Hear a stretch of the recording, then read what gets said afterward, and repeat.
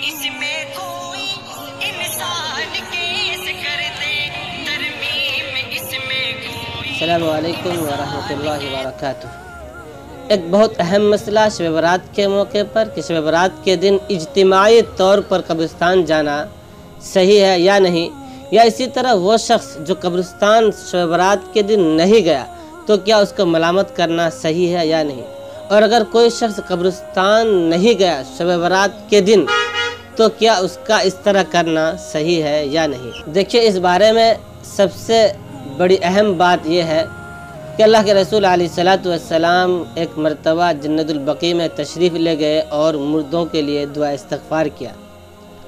सिर्फ एक ही रिवायत है और वो रिवायत ज़ईफ़ है, लेकिन उस रिवायत को लोग उस पर अमल करते हैं।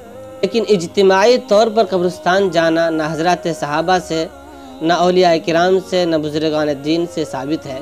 अल्लाह के रसूल अलैहिस्सलातु वस्सलाम सिर्फ एक मरतबा अपनी पूरी ज़िंदगी में जन्नतुल बकी में एक मरतबा सिर्फ तशरीफ़ ले गए थे, और वही एक रिवायत है।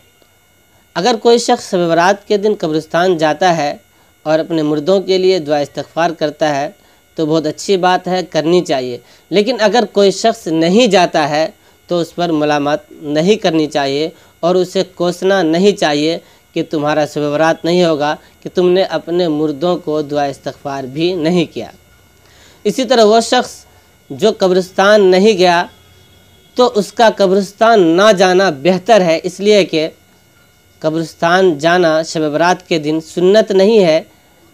फ़ुक़हा किराम ने लिखा है इस बारे में कि मुस्तहब है, लेकिन ये ज़रूरी नहीं है। इसलिए और किसी सहाबी से भी और किसी सहाबा किराम रज़ी अल्लाह ताला अन्हु से भी ये मनकूल नहीं है कि वो अपनी ज़िंदगी में शब बरात के मौके पर हर साल कब्रिस्तान गए हों। अगर कोई शख्स नहीं जाता है तो उस पर नकीर भी नहीं करनी चाहिए, लेकिन शब बरात के मौके पर अपने मुर्दों के लिए दुआ इस्तग़फ़ार करना चाहिए, ताकि शब बरात जैसी एक मुक़द्दस और फजीलत वाली रात में उनके लिए दुआ इस्तग़फ़ार करना ये हम सब के लिए एक सआदत की बात है, और मुर्दों को उससे राहत और सुकून भी मिलता है। अल्लाह ताला हम सब को इस पर